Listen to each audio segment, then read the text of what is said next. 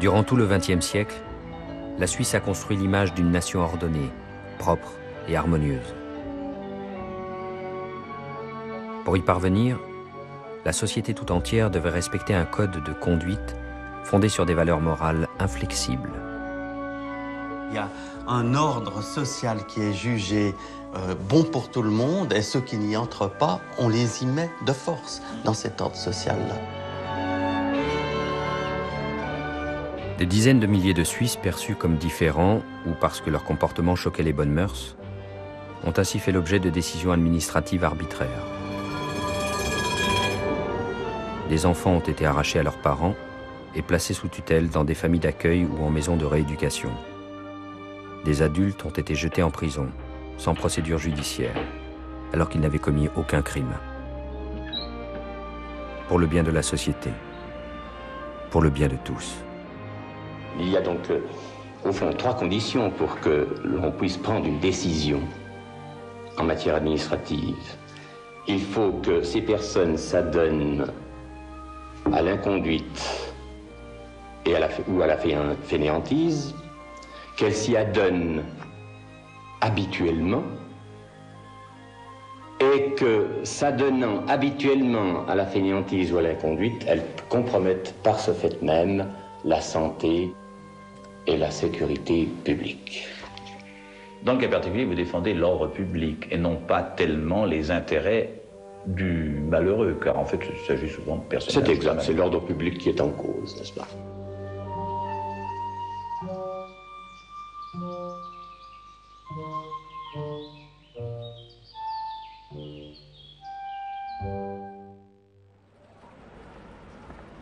La Suisse, qui sait si bien garder ses secrets, se confronte depuis peu à son passé. Il est rare qu'un État reconnaisse ses torts. En avril 2013, la Confédération a fini par admettre l'étendue de ses injustices et des traumatismes. Vous n'êtes en rien coupable de ce que vous avez subi. Au nom du gouvernement suisse, sincèrement et du fond du cœur, je vous demande pardon pour les souffrances que vous ont été infligées.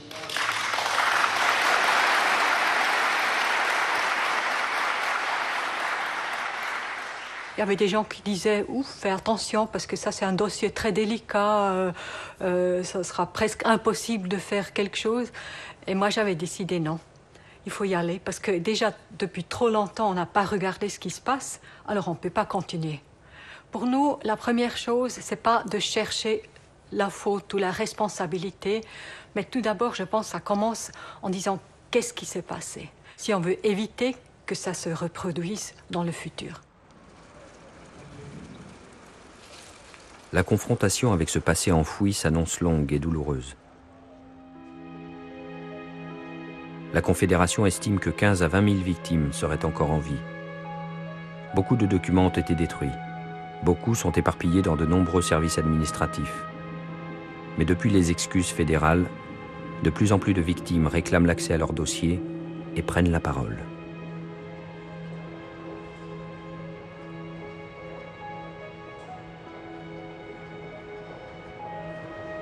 Willy Huldry est un ancien enfant placé. Il est aujourd'hui le seul de ses 6 frères et sœurs à vouloir comprendre pourquoi tous ont été retirés à leurs parents.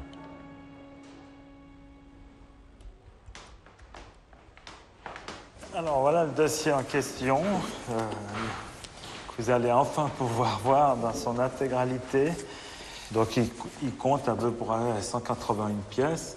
Donc c'est le dossier qui vient du service du tuteur général. Vu votre famille nombreuse, en fait, il y a des dossiers pour chaque membre de votre famille. Et puis, donc ça représente une pile de 40 cm en tout cas. Et c'est tout le dossier? Oui. Mon Dieu. C'est bien. Dans son dossier, il découvre le jugement de divorce de ses parents. Tandis que son père a refait sa vie avec une nouvelle femme, sa mère n'est pas jugée capable de conserver la garde des enfants.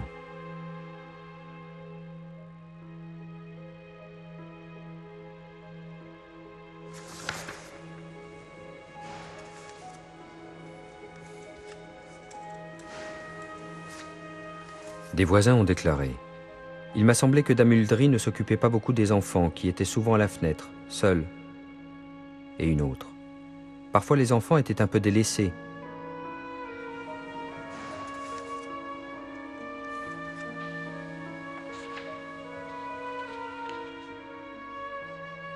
Bien que les enquêtes de la protection des mineurs aient établi que sa nouvelle femme semble présenter des garanties sur le plan éducatif, il n'en demeure pas moins qu'il serait absolument immoral et contre-indiqué de confier les enfants à leur père, qui s'empresserait de mettre sa progéniture en contact avec sa maîtresse. Pour le canton de Genève, c'était plus facile de se débarrasser de 7 enfants qu'on va mettre dans un orphelinat plutôt que de garder des futurs délinquants, des futurs petits voleurs en ville de Genève. C'est l'idée que personnellement j'ai. C'était plus facile de dire non, le père on n'en veut pas, c'est immoral, et la mère, elle n'est pas capable.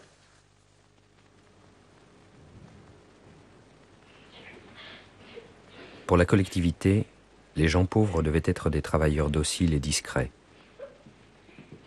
S'ils étaient considérés comme paresseux ou ivrognes, ils pouvaient être jugés indignes d'élever leurs enfants. Ça, c'est des raisons suffisantes pour dénoncer une famille qui est dans l'inconduite et ordonner le placement pour réhabiliter en quelque sorte un enfant qui est issu de ces classes jugées petit à petit dangereuses, ne propageant pas les bonnes et saintes vertus helvétiques. Là, il y a un maillage très fin autour des communes pour débusquer, en somme, toutes les personnes qui ne seraient pas en conformité. Et ce, pour constater que des enfants vont mal, de leur point de vue, c'est les instituteurs, les pasteurs et les bourgeois du village, les gens bien pensants. La protection de la jeunesse s'appuyait sur les dires du boucher, du boulanger, de l'ancien flic, du facteur, de la voisine qui n'en a rien à connaître, des gens qui n'étaient pas formés, mais que c'était que des rapporteurs. Tout ceci permettait à la protection de la jeunesse d'intervenir auprès des parents et leur dire « Vous ne nourrissez pas vos enfants, vous ne les entretenez pas, ils sont toujours tout sales. Donc nous, protection de la jeunesse, on doit passer devant et prendre la responsabilité de sauver ces enfants. » C'était peut-être pas une mauvaise idée, mais il fallait savoir où les mettre. C'était ça le gros problème. En 1950, Willy a 2 ans. La protection de la jeunesse le place dans une institution religieuse. Il est alors sous l'autorité d'un tuteur qu'il ne verra jamais, ou presque. Dans la plupart des cas, les tuteurs étaient nommés sur leur bonne foi ou sur leur réputation. Une fois coupés de leur famille et confiés à des orphelinats, les enfants dont ils avaient la charge étaient souvent abandonnés à leur sort. Avec les sœurs, dans l'orphelinat, dès le début, elles ont tout de suite insisté pour nous dire « Vos parents vous ont abandonné. Vos parents ne vous veulent pas, ils vous ont jeté ici. Vos parents, votre maman ne vous aime pas. Donc, autant votre père que votre mère, il faut les oublier. » Et c'était un mensonge.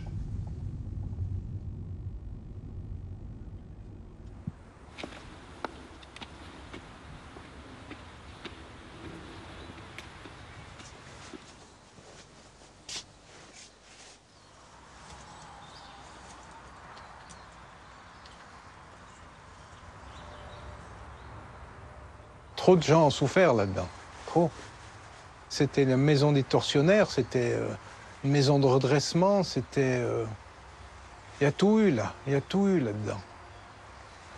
Il y a eu trop de coups pour rien, trop de cris. Trop de cris. Et ce silence de la population d'Henri de Wampont. Tous ces gens savaient, Et personne ne disait rien parce qu'il ne fallait pas dire, parce qu'il fallait se taire.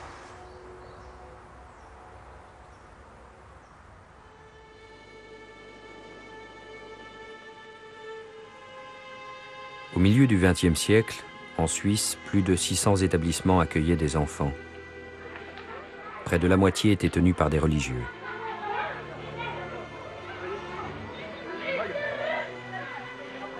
Les enfants qu'on leur confiait étaient souvent considérés comme de la mauvaise graine qu'il fallait rééduquer, selon les valeurs morales de la société et de l'Église.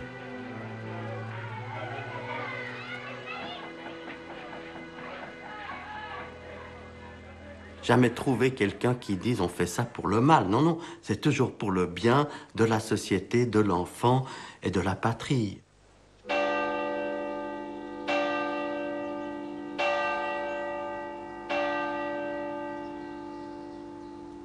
La base de l'éducation, c'était nous redresser, c'était nous mettre dans un monde religieux et pieux.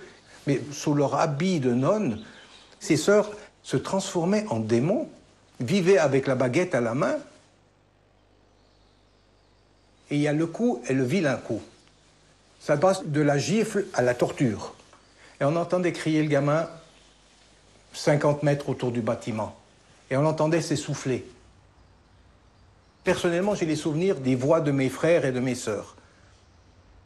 Ce cri, je l'entends encore aujourd'hui. C'est une torture qui est... J'aimerais expliquer ça. C'est une torture morale qui fait plus mal que les coups. Et même à ma sœur, ils ont fait le pire des coups, c'est d'aller la faire dormir avec les cochons.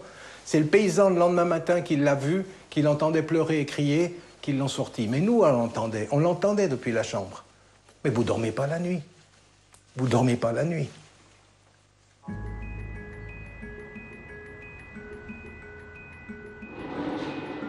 Au musée de la ville de Bulle, à proximité de l'orphelinat, le conservateur a retrouvé 5 bobines de négatifs des enfants Uldry. Elles font partie d'un fonds d'archives qui appartenait à un photographe du canton de Fribourg.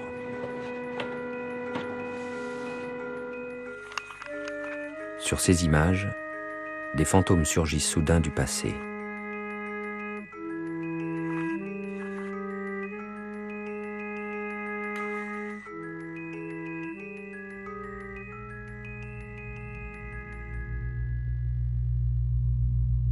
Willy découvre ces photos pour la première fois.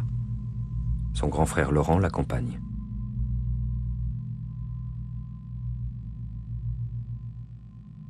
Là, on était déjà assez maltraités. Il fallait se tenir bien et sourire, surtout. Ah ouais, sourire. Et faire sourire comment? Dès qu'il y avait un... On souriait plus, là, c'était fini. Là. Et sourire comment, là? Et là, la peur sur ces photos, c'était toujours la même chose. Quand il y avait des visites, on nous mettait beau, on ne devait rien dire, et surtout montrer qu'on était content. Et si on faisait un faux pas, le faux pas était immédiatement corrigé dès que la photo était finie, dès que l'invité était parti. Direct. Voilà, ça c'était une méchante. La plus grande vipère existante. Ouais, ça c'était celle qui tapait, qui frappait, qui me... Il semble qu'on a mis tous ces enfants dans un nid de guêpes. Ou de frelons, c'est encore pire. Ouais, là, la douche commençait, Oh, c'était tous les matins, la douche. Ah, c'était pratique. 4 coups de tapette, et hop. Puis la tapette était en ferraille, hein. Ils n'allaient pas de la main morte, hein. Surtout celle-ci, ils n'avaient pas les mains mortes. Ouais, mais pour elle, c'était un sport. Taper les enfants, c'était un sport. Ah oui, c'était un sport. C'était tous les jours. Parce que mes dents, ils sont partis avec des tenailles, hein. C'était fini, hein. À force de taper, on était devant le machin où on priait, tu sais, à côté de la salle à manger. Je pouvais plus. Il y a un moment donné, je voyais tout rouge, j'ai dit, hein, on va l'attaquer. Là, il a avancé sa main, au moment que je suis arrivé, je l'ai mordu, je l'ai traversé, j'ai dit, mais non, j'ai bon. Ouh, le diable, c'est le diable, qui disait, ah, c'est le diable, oui. Mon prix d'or à 2, là, hop, un mort dedans, les tenailles, crac, crac, ils m'ont tout coupé comme ça, c'était fini. Après, allez respirer. Elle n'a plus rien qu'à pousser, c'est fini, plus de dents. À un moment donné, on est obligé à faire comment? Sans se laisser crever, on se défend. Non, mais on se défend, et chaque fois c'était... C'est pas... Mais c'était les représailles étaient directes. Mais Laurent, c'était le mouton noir, celui qu'on massacrait, qu'on n'aime pas.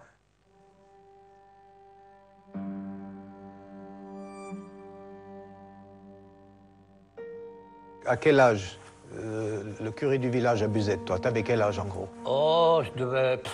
9 ans, ça a dû commencer à 9 ans à mon avis. Il abusait de toi depuis tout de suite ou bien? Ah oui, tout de suite, depuis le début. Ça s'appelait éteindre la bougie du Seigneur. Oui, c'est comme ça, tu rigoles, mais c'est comme ça qu'il disait.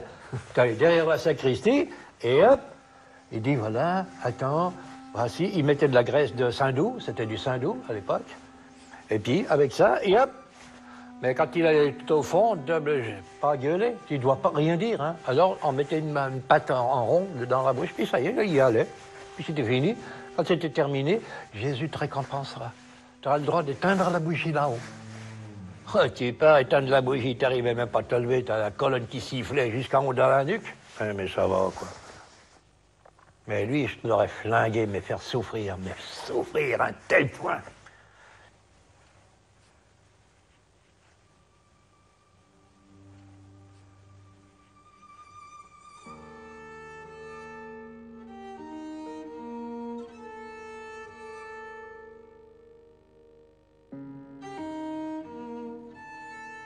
Et toi, la bonne femme, je la connais pas. Mais c'est maman. Ah bon? C'est maman. J'ai jamais vu. Tu veux que je dise comment, moi? Comment cette bonne femme qui ose venir chez nous pour lui dire la souffrance qu'on a, et qu'elle se doute même pas? Elle le savait Hein? pas. Bordel de merde, quand même, il y a quelque chose qui va pas, là. Elle le savait pas. Elle n'a pas fouillé? Elle pouvait pas savoir. Elle n'a qu'à s'adresser au village. Personne parlait. Mais tiens, c'est pas vrai, ça.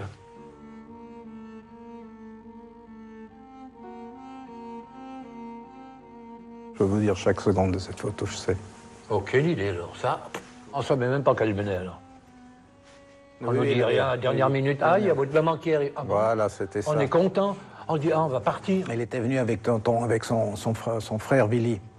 C'était ce jour-là Ah, c'est une merde. que Willy avait demandé de prendre les deux derniers. Ouais. Donc, avec sa vie de juge, je suis en bas et Georges est en haut. Et la vipère du milieu, là, qui avait répondu dans les 3 secondes qui suivaient, elle avait dit, il n'y en est pas question. Ah, ouais. Il n'y avait pas question. Et ce jour-là, j'aurais pu monter dans leur voiture puis changer de vie. Et non, Ah, non. C'est eux qui décident. c'est elle qui décidait tout. Oui. Parce que là, j'avais beaucoup, beaucoup d'attrait avec maman. J'étais énorme, moi. Et non, et non. Ah, nous, non, rien. Moi, j'ai pas de sentiments, j'ai plus rien. Oui, parce que moi, j'ai appris leurs livres. Je connais la vie des deux. Je sais pourquoi ça s'est passé. J'ai étudié tout ça, j'ai essayé d'apprendre tout ça. Et leur erreur, peut-être, c'est qu'ils se sont connus trop jeunes et qu'ils ont fait des enfants trop jeunes. Et une fois qu'ils sont pris dans le système, la roue, elle tourne, et puis la roue, elle s'arrête jamais quand c'est comme ça. Ça s'arrête jamais, on est pris dedans.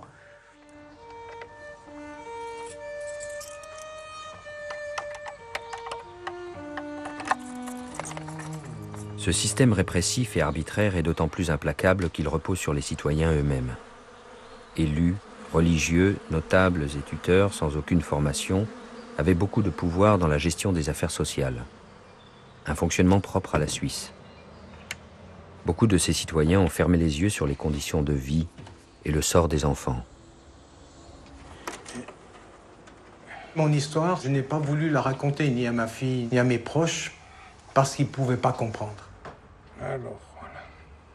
Elle expliquait que mes parents n'ont pas pu avoir le dessus sur les institutions de l'époque. Moi, j'aurais aimé que ma mère se batte pour nous libérer de là-bas. Mais ça aurait mené à rien, c'est bien sûr. On serait retourné dans un autre orphelinat. Il y en avait assez, hein, c'est pas ce qui manque.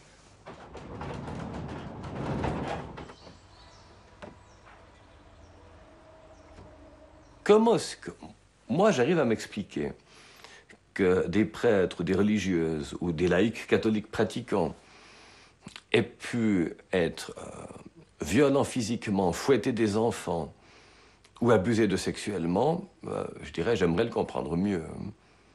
Accuser un prêtre était socialement un facteur d'exclusion. Vous le critiquiez, tout le monde vous rejetait, vous n'aviez plus qu'à partir, et certains ont dû quitter leur village pour ça. Et un enfant placé, enfant ou adolescent même, en tout cas un mineur placé, qui aurait voulu se plaindre, ou qui voulait se plaindre, se trouvait face à un mur compact. Tout le monde contre lui, y compris sa famille, quand il y en avait une. On ne peut pas critiquer l'Église. Et donc, avec cette idée-là, ces gens-là se trouvaient pratiquement sans défense, à cause de ce principe de base C'est une institution intouchable. Et tout le monde y appartenait. À l'orphelinat, les conditions d'hygiène se dégradent de façon déplorable. La plupart des enfants attrapent la tuberculose. L'établissement est obligé de fermer ses portes. Pour Willy et ses frères et sœurs, après 7 années passées chez les religieuses, c'est la délivrance. Ils sont envoyés dans un sanatorium à Lézin, un village de montagne. Willy ne reçoit plus de coups. Il dort dans un vrai lit, mange du pain frais et goûte du beurre pour la première fois. Mais malade, il ne peut pas aller à l'école. Après 2 ans de soins, il espère enfin retrouver sa mère. Son tuteur en décide autrement. Willy est conduit chez des fermiers. La maltraitance reprend. Dès 4 heures du matin, il doit sortir le fumier et nourrir les vaches. Il court ensuite à l'école, dans ses habits tout crottés. Le parcours classique d'un enfant placé à la fin des années 50. À l'époque, en Suisse comme partout en Europe, l'agriculture n'est pas mécanisée. La paysannerie pèse lourd dans l'économie du pays et dans ses valeurs.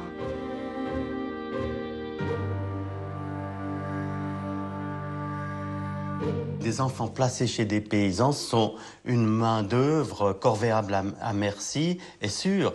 Et ils travaillent beaucoup, hein. Le rendement est là, hein, vraiment. On ne peut pas se passer d'eux. Il y a des dénonciations dans les journaux et les partis de droite prennent position en disant « Mais attendez, c'est la richesse de notre pays. Ces enfants pauvres qui, sans travail, deviendraient des délinquants. » C'est vraiment le lieu pour les garçons d'être placés chez des paysans. On a le meilleur contrôle et la meilleure efficacité. De plus, le travail est dur et on travaille pratiquement 7 jours sur 7. Hein. J'ai eu à cette époque-là des envies de suicide. J'en avais assez de recevoir des coups, puis je ne voyais pas de porte s'ouvrir. J'avais écrit une petite lettre toute simple au tuteur. Je disais, mais tuteur, viens au moins m'écouter. Gland, le 3 mai 1962. Monsieur, comment allez-vous? Moi, je vais très mal. Je ne me plais pas chez cette dame. Je veux aller chez mon frère Georges à Genève.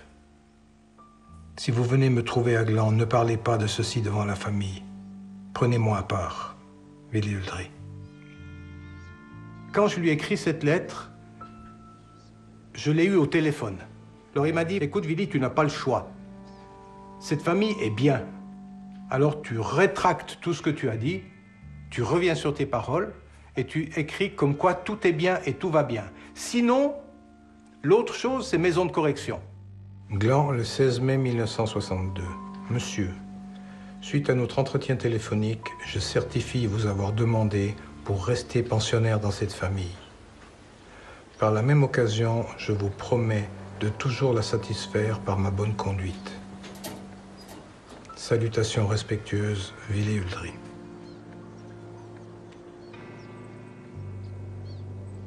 Malgré cet épisode, Willy fugue et se rend à Genève, chez sa mère. Par peur des représailles, elle avertit les autorités et signale sa présence. Dans la voiture qui le ramène à la ferme, l'adolescent raconte les coups qu'il reçoit et son désespoir. Pour la première fois, son tuteur l'écoute. 3 mois plus tard, Willy découvre les joies d'une nouvelle famille. Celle-ci est respectueuse et aimante. Mais cela n'efface pas les traumatismes. On a la honte d'avoir été tabassé. On se sent l'accusé. C'est nous les coupables, on se sent coupable d'avoir été là-bas-dedans. On se sent coupable et honteux. On se sent sale, tout simplement sale. Vous êtes ces enfants qui étaient... Ah oui, si vous êtes ces enfants qui étaient là-bas, vous vous sentez déjà mauvais, simplement parce que vous n'avez pas de parents. Bonjour madame. Ok, merci. En juin 2014, une centaine de victimes comme Willy s'unissent enfin pour se faire entendre. Dans leur esprit, les excuses du gouvernement ne sont que le début d'un processus. Pour leurs enfances volées, pour les travaux forcés, pour leur vie parfois ruinée, elles exigent une réparation financière. Bonjour, je peux vous montrer? Pour votre votre avenir, pour vos enfants. Nous ne voulons plus que ça se répète. Regardez, tous ces gens-là, on les a abusés sexuellement, on a utilisé des médicaments. Alors si vous êtes citoyen, on a juste besoin d'une signature, voilà. Ignorées pendant tant d'années, les victimes ont décidé de lancer une pétition à travers tout le pays. Selon la Constitution suisse, plus de 100 000 signatures de citoyens sont nécessaires pour qu'une loi d'indemnisation soit votée par référendum. Beaucoup ne le savent pas que c'était un système arbitraire. Il y en a plus en plus de gens qui sont prêts à l'entendre. Mais il y en a encore d'autres, ça les dérange. Ils ne veulent pas que leur Suisse, que notre Suisse soit salie. Eux, ils veulent se sentir comme sur une île. C'est comme si la Suisse est une île, là on est protégé, tout est propre. Mais c'est pas comme ça, il faut pas rêver. La Suisse, elle doit faire un grand travail sur son passé.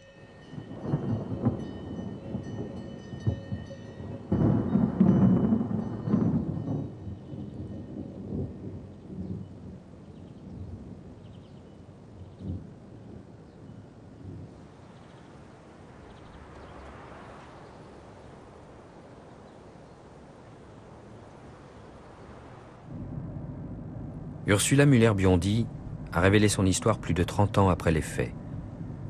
Le regard des autres était trop dur à supporter. En 1967, à l'âge de 17 ans, elle est internée à la prison d'Hindelbank, l'une des 2 prisons pour femmes du pays. À l'époque, avoir une fille à la maison, enceinte, donc portant un enfant illégitime, c'était pas possible. À cause des voisins, à cause de... C'était pas possible. C'était un scandale. Et je le porte en moi depuis 47 ans, ce cauchemar. Il ne me quittera jamais. Quand j'entends Hindelbank, pour moi, c'est des centaines de flashbacks qui reviennent.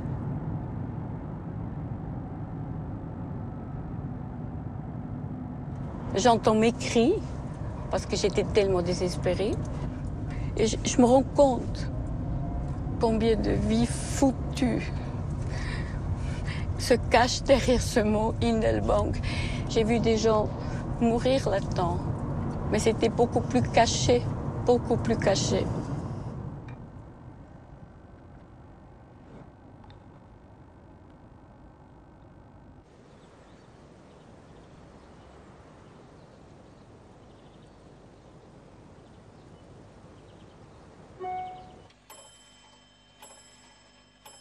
Ursula n'est pas née suisse, mais italienne. Son père, un homme sévère, impose à sa famille un code de conduite strict afin d'obtenir la nationalité suisse. Il leur fallait avoir une maison bien tenue et épouser les valeurs helvétiques, comme connaître les 3 cantons fondateurs ou savoir cuire les rostis, une spécialité de pommes de terre. Des enquêteurs de l'administration, les bien nommés faiseurs de Suisse, pouvaient débarquer à tout moment pour le contrôler. Quand ces faiseurs de Suisse venaient, ils ne vous le disaient pas toujours, ils venaient des fois sans être annoncés. Ils ont demandé que vous ouvrez les armoires, vous montrez les chambres. Ils ont tout vérifié, si vous étiez propre, si vous étiez apte à devenir Suisse. Il avait toujours peur qu'on soit expulsé et ça a donné des déchirures terribles dans notre famille et des bagarres. Chaque fois, il y avait des coups de mon père, il y avait nouveau cette violence et moi, j'en pouvais plus.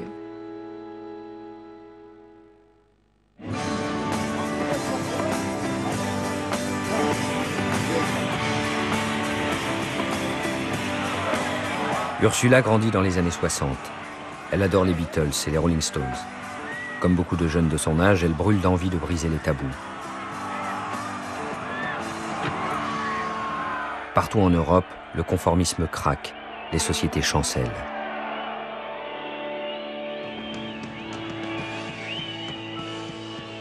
La Suisse, elle, reste sourde à ces mouvements et continue de se méfier de sa jeunesse.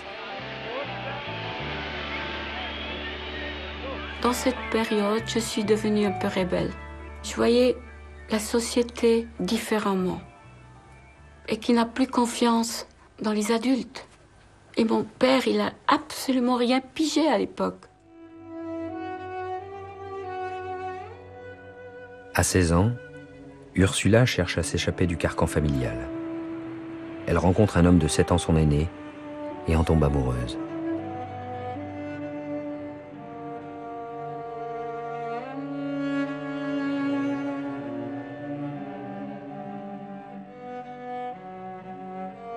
Pour échapper à son destin, le jeune couple prend la fuite, porté par la légèreté du temps et sa soif de liberté. En cette année 1966, l'échappée belle va durer plusieurs mois. Ma mère m'a cherché partout, elle se faisait beaucoup de soucis. Et entre-temps, elle a dû apprendre que j'étais enceinte. Et c'est là, elle est allée chez les autorités pour demander de l'aide. On lui a dit, nous avons quelque chose, Madame Biondi, pour vous, une maison pour jeunes, une maison idéale, où elle peut plus s'échapper, où elle va apprendre comment il faut faire le ménage, comment soigner un enfant, c'est tout. Quand j'ai cherché de l'aide auprès de l'assistance, j'étais pleinement confiante et persuadée que j'en obtiendrais.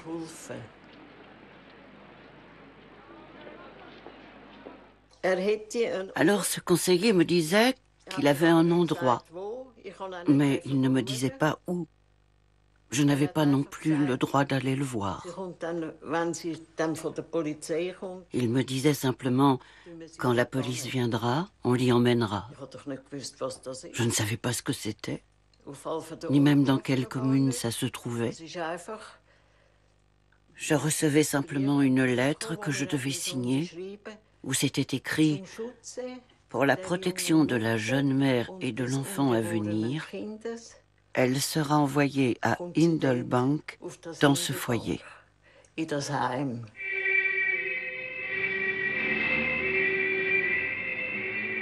Ursula était à l'époque une fille-mère, une fille tombée enceinte sans être mariée, ce qui représentait l'une des pires transgressions.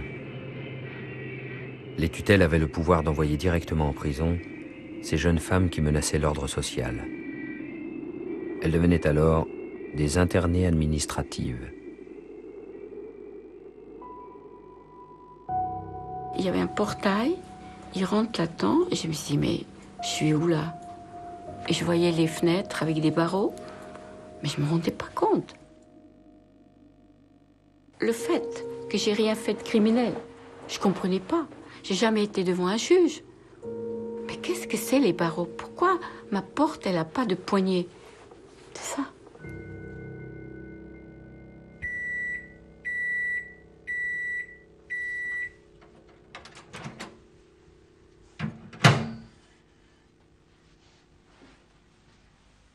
Erika Liniger était la directrice adjointe de la prison d'Hindelbank, quelques années avant l'arrivée d'Ursula. Le directeur, Fritz Meyer, l'avait chargé de s'occuper des internées administratives.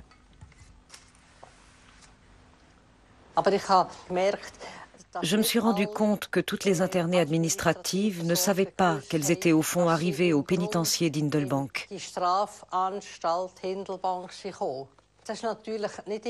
Ce n'était pas toujours facile pour les autorités tutélaires de leur dire « Vous êtes placé au pénitencier d'Hindelbank en raison de votre vie négligée ».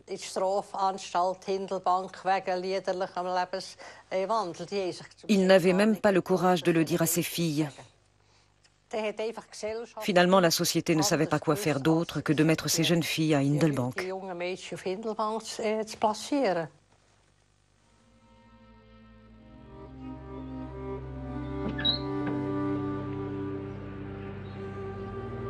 Des femmes, mais surtout des hommes, ont ainsi été internés sans pouvoir se défendre devant la justice.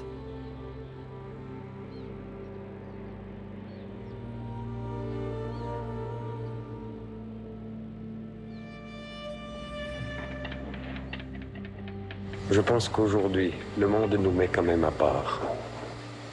Le monde de l'extérieur ne veut pas regarder, vous êtes administratif. Ne peut pas regarder, bon, cet homme-là, il a bu un verre de trop, c'est pour ça qu'il est dedans. Non, pour eux, c'est de la prison. Ils ne veulent pas savoir ce que vous avez fait. Vous êtes un prisonnier, c'est tout.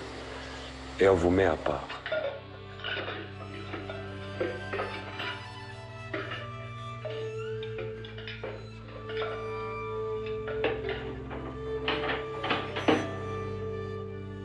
Nous ne le mettons pas là pour le protéger de la société, mais pour le protéger lui-même, d'abord qu'il fasse un tour de lui-même pour qu'il comprenne que sa façon de voir et de vivre n'est pas acceptée, ne peut pas être acceptée.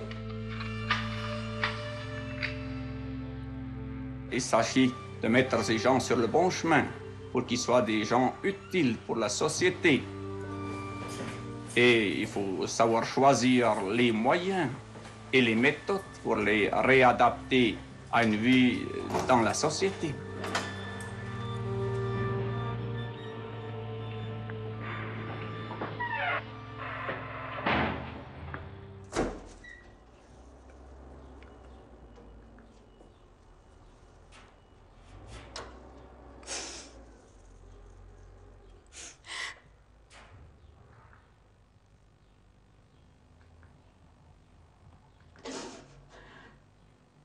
Il y avait moins de gens désespérés chez les condamnés parce qu'eux, ils savaient quand ils allaient être relâchés. Et une qui avait tué quelqu'un, elle savait pourquoi elle était là-dedans. Mais nous, on ne le savait pas. On ne savait même pas quand nous allions être relâchés. C'était ça notre angoisse. On était tout le temps sous pression. Est-ce qu'on va être relâché dans une année, dans 2 ans, dans 3 ans, dans 4 ans? On ne savait pas. C'est ça. On ne punissait pas, on nous brisait pour que nous nous adaptions à n'importe quelle institution et à n'importe quel prix. Je sors de là, je peux plus.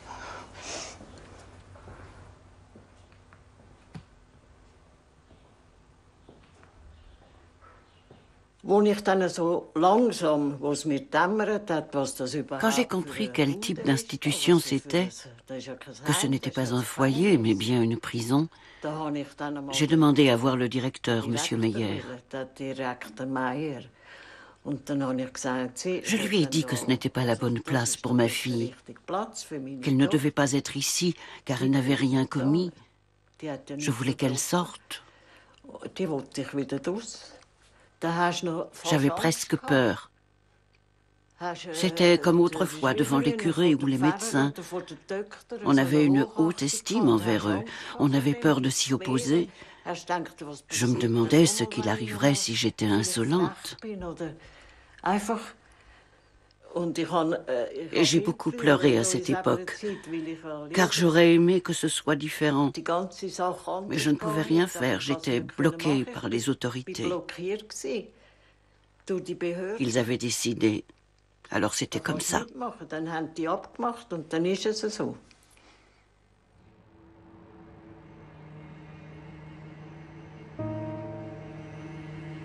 Considérant les internées administratives comme peu nombreuses, les autorités n'ont pas jugé utile de construire des maisons adaptées et ont préféré les enfermer avec de vrais criminels.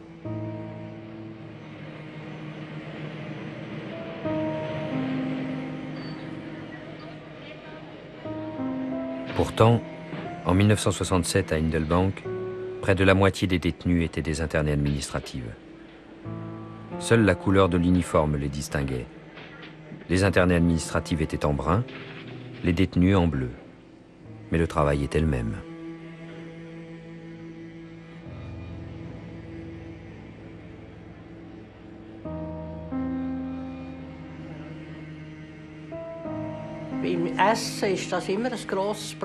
Lors des repas, c'était toujours un grand problème parce que les internés et les condamnés étaient toutes ensemble. Les 180 dans la même salle à manger.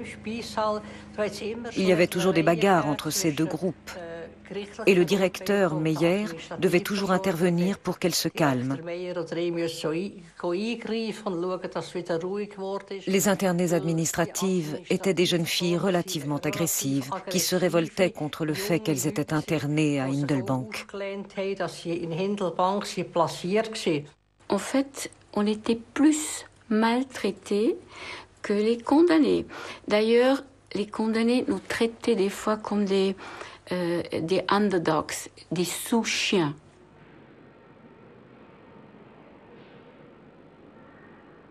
Tous les jours, je contrôlais chaque cellule des autres internés administratifs et je balayais et lavais ces immenses couloirs. Et un jour, je me dis, mais pourquoi là-dedans c'est si sombre? Pourquoi Clara n'a pas ouvert ses rideaux? Et au moment où je veux aller vers elle, je vois une immense flaque de sang et c'était mélangé avec l'urine parce qu'elle était en train de se vider. Et je m'appelle toujours cette image. Clara qui meurt, moi avec le grand ventre, je suis enceinte. Il y a le directeur qui vient, qui regarde et il approche un tout petit peu la cellule, il regarde, on voit, j'ai vu sur sa figure qu'il était écœuré, dégoûté. Et vous savez qu'est-ce qu'il a dit? Il m'a touché l'épaule, il m'a dit, Mademoiselle Biondi, oubliez ce que vous avez vu. C'est qu'une alcoolique. En plus, elle est hystérique.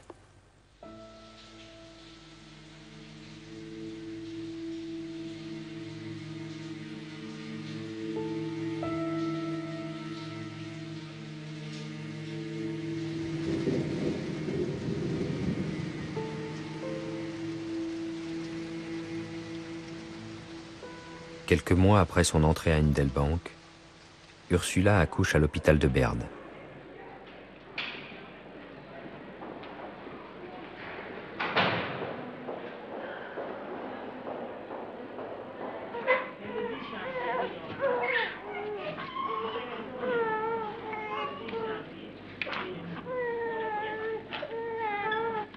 Je vois pas si c'est un garçon ou une fille. Le cordon ombilical est coupé. Et j'ai dit, mais il est où mon bébé? Après avoir fini avec moi, le médecin-chef sort et tout à coup, je vois une petite feuille et je vois juste la fin de mon nom. Et j'ai pris cette feuille, je lis la phrase, pas montrer l'enfant à la mère, cause adoption. Je suis sortie de ce lit. J'ai tout pris dans cette chambre. Il y avait une petite armoire. Je suis tout lancée. Comme une dingue. J'ai cru que j'allais devenir folle.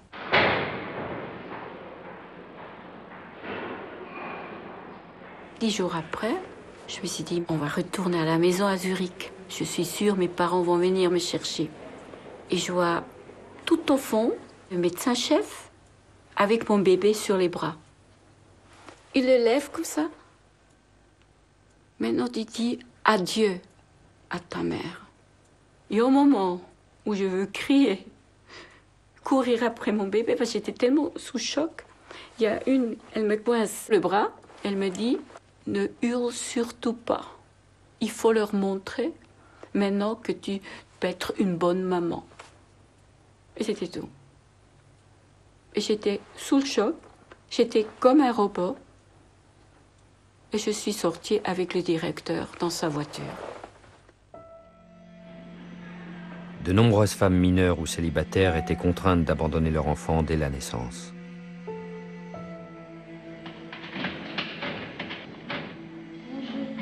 En retournant à Hindelbank, les couloirs paraissent plus vides encore. Ursula perd sa raison de vivre et menace de se suicider.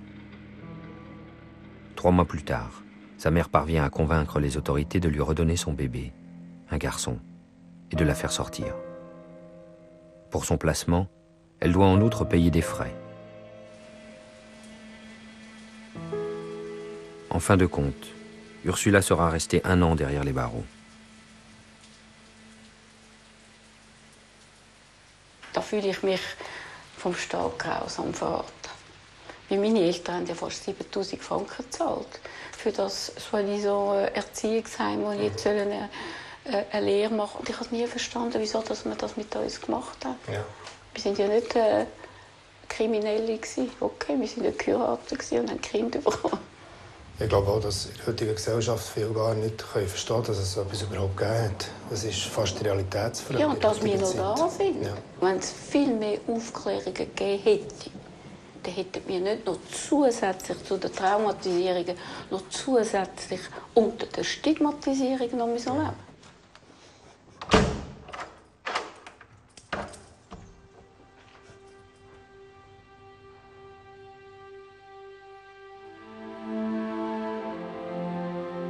Ces internements forcés à des fins d'assistance ont été interdits par la loi en 1981.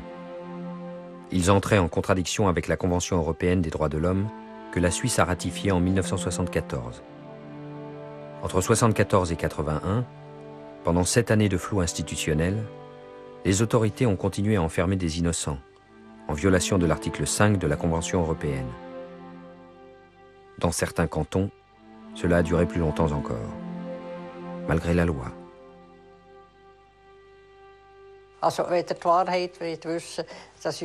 Si vous voulez savoir la vérité, d'un point de vue éducatif et humain, ça n'a pas apporté grand-chose. Mais les autorités de tutelle avaient la paix pendant 1 an. C'est la vérité. Ils étaient contents que ces filles, qui venaient de différents cantons, soient envoyées à Hindelbank. Et ils ne se rendaient pas compte des conséquences, que lorsqu'elles sortiraient, ce serait à nouveau le devoir des tutelles de s'occuper de la suite. Ja, ich glaube, wenn ein Jugendliches in Hindelbank nicht mehr tragbar ist, dann wird man in den meisten Fällen entweder resignieren und es wieder zurückgehen in die Gesellschaft, oder man wird in eine psychiatrische Klinik einweisen, wo man nachher wird versuchen, mit medizinischen Mitteln irgendwie zum Erfolg zu kommen.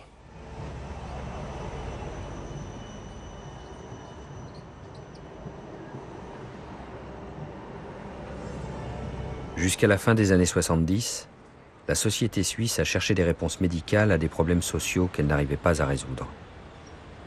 Des victimes qu'on supposait atteintes de pathologies ont été examinées et diagnostiquées par un médecin ou un psychiatre. Les médecins étaient peut-être l'aboutissement d'une morale qui existait à une époque, qui visait l'amélioration de la population. Et le fait d'être dérangeante ou différente, de nouveau, ça peut être quelque chose de tout à fait banal à nos yeux, qui à l'époque prenait beaucoup de place. Et on mettait là un diagnostic psychiatrique, social, on mélangeait tout ça pour essayer effectivement de stigmatiser ces personnes.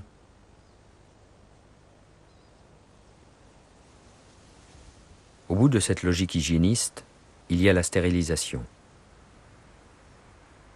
Des femmes, mais aussi des hommes, ont subi des opérations définitives pour éviter qu'ils ne reproduisent des travers considérés comme héréditaires.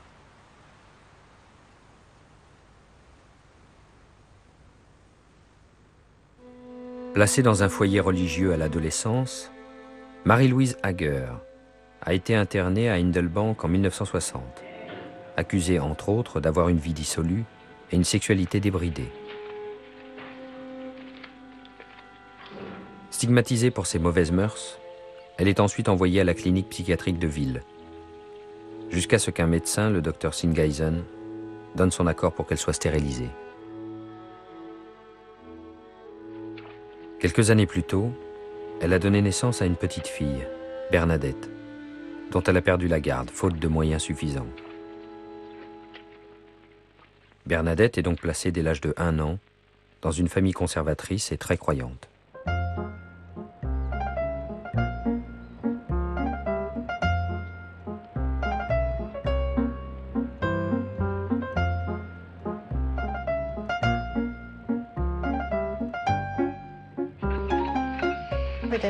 Comme petit enfant, je me sentais très bien chez mes parents adoptifs. Je ne connaissais rien d'autre. Maman était là pour nous et ne travaillait pas. Elle s'occupait de la maison et était là pour nous quand nous rentrions de l'école.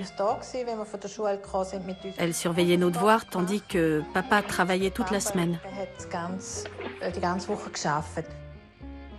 À la maison, on devait prier à table. On devait toujours prier. De l'extérieur, nous étions la famille parfaite.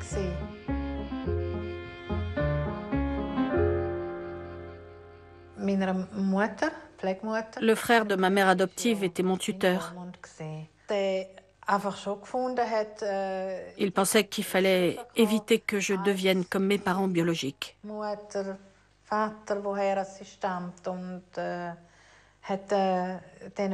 Il a mis en garde mes parents adoptifs et les a suppliés que cela ne se reproduise pas.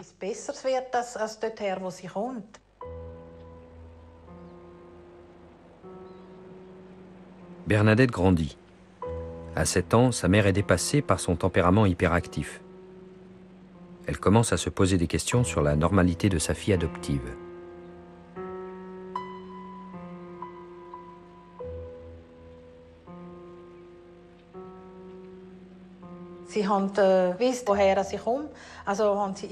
Ils savaient d'où je venais et doutaient de ma normalité vis-à-vis des autres enfants.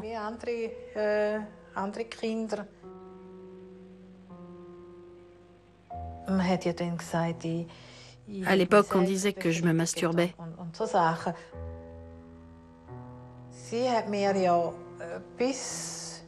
Elle m'attachait alors les jambes ensemble avant de me coucher, et cela jusqu'à la fin du collège.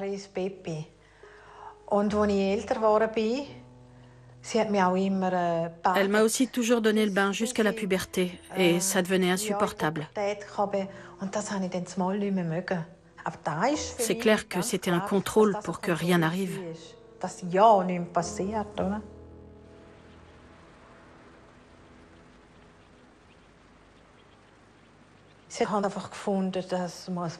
Il pensait qu'il fallait comprendre mon comportement.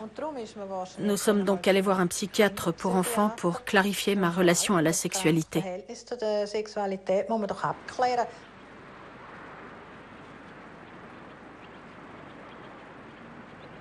Pendant 10 ans, Bernadette est conduite chez des psychiatres. À Zurich, à Berne, à Ville.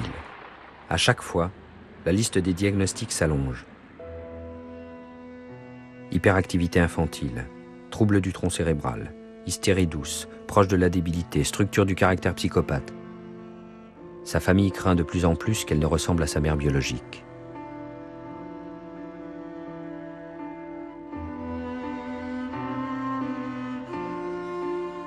Au fil du temps, des psychiatres sont sortis de leur domaine d'expertise pour se positionner sur le champ social, portant caution à des décisions qui ne relevaient pas de la médecine.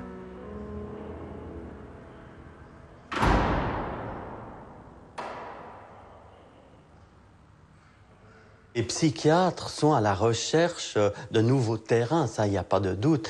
Et comme je le disais, leur nouveau terrain, c'est l'école et tout ce qui est la marginalité, les enfants qui ne sont pas dans la norme habituelle.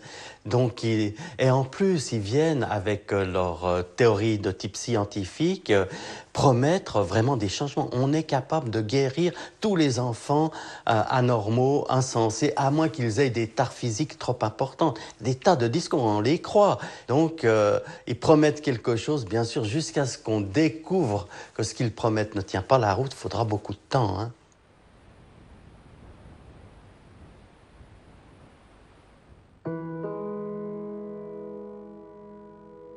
Après la puberté, Bernadette se sent de plus en plus stigmatisée. À 16 ans, elle apprend que sa mère n'est pas sa mère biologique.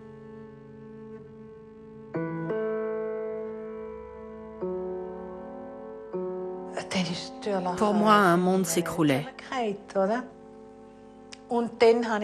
Je pensais que je ne faisais plus partie de la famille, que personne ne m'aimait. Tu te sens si seule, totalement seule.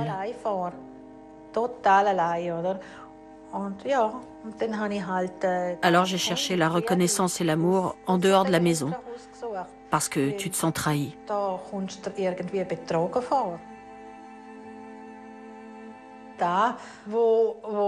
Et arriva ce que ma mère adoptive avait absolument voulu éviter.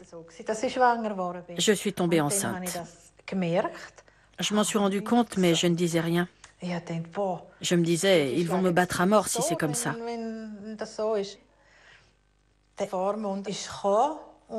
Le tuteur est venu et m'a dit, Bernadette, mais qu'est-ce que tu as fait là? C'était comme si j'avais tué quelqu'un. Ils ont essayé de me faire croire que je n'étais pas normale, notamment ma mère qui me disait « Bernadette, tu as une lésion au cerveau et de toute façon, tu n'es pas normale. Et si ton enfant naissait, il naîtrait également avec une lésion cérébrale, car c'est héréditaire. »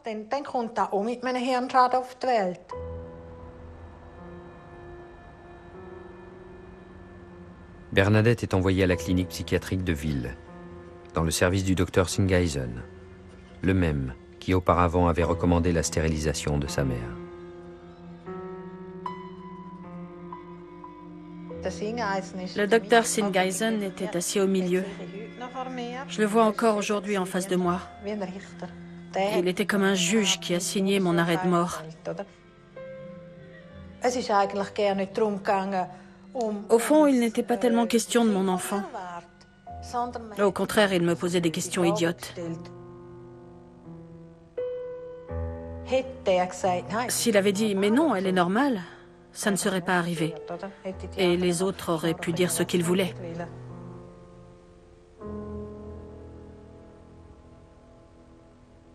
Cette frontière entre ce qu'on estime être normal et pathologique à une époque varie. C'est déjà intéressant. Ça veut dire que ce n'est pas quelque chose d'absolu. Ça veut dire que c'est une construction sociale, hein, cette norme entre le normal et le pathologique. Il y a bien sûr un certain nombre de mes collègues qui peuvent être dans cette situation, si vous voulez, de mélanger, peut-être un peu trop, des facteurs idéologiques, des facteurs moraux avec leur métier. Mais si vous voulez, les psychiatres sont des êtres humains comme des autres, avec leur subjectivité, leurs valeurs, et qui se modifient suivant les époques. Son entourage la pousse à signer un document dans lequel elle donne son accord pour se faire avorter, puis stériliser. À l'époque pourtant, l'avortement est illégal. L'opération a lieu le 20 septembre 1972. La sous-signée Ronner Bernadette déclare avoir été informée des conséquences de l'intervention prévue d'une ligature des trompes, à savoir l'impossibilité de pouvoir donner naissance à un enfant plus tard. Et sur conseil du docteur Singeisen, médecin-chef à la clinique de Ville, donne son accord à cette intervention. Bernadette Ronner, le tuteur Egidius Spirig. C'était tellement horrible que j'ai signé pour avoir la paix. Mais ce qui m'est arrivé, je ne peux pas le comprendre.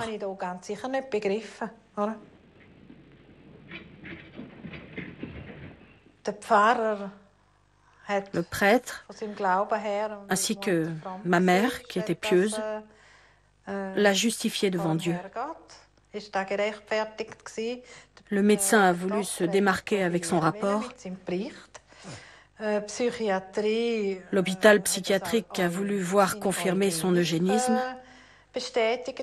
Et le tuteur devait être content d'être débarrassé des soucis de sa pupille.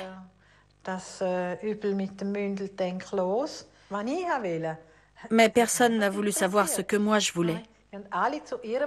Ils ont tous décidé pour leur propre bien et contre moi. Personne n'était là pour moi. Ils m'ont tous laissé tomber. Je venais d'un environnement brisé, d'un environnement mauvais, et au lieu d'améliorer ma condition, ils ont détruit ma vie.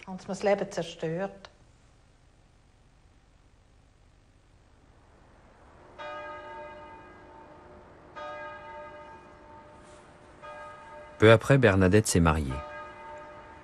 Le couple a essayé d'avoir des enfants sans y parvenir. et leurs demandes d'adoption ont été refusées. En Suisse, la dernière stérilisation connue remonte à 1977.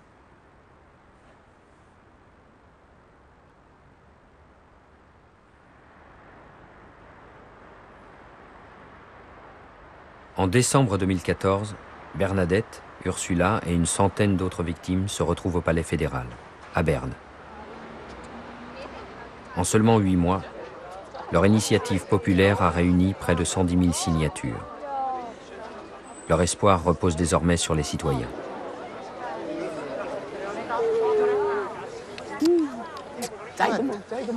C'est ça la croix suisse.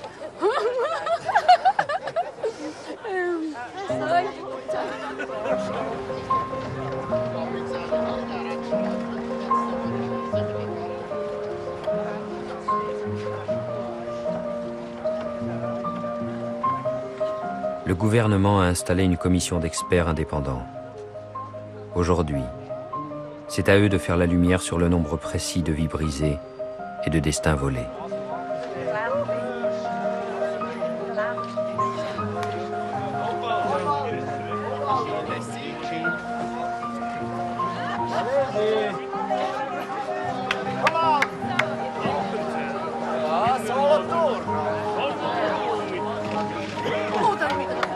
Voilà, ça c'est le dernier, hein. C'est le dernier.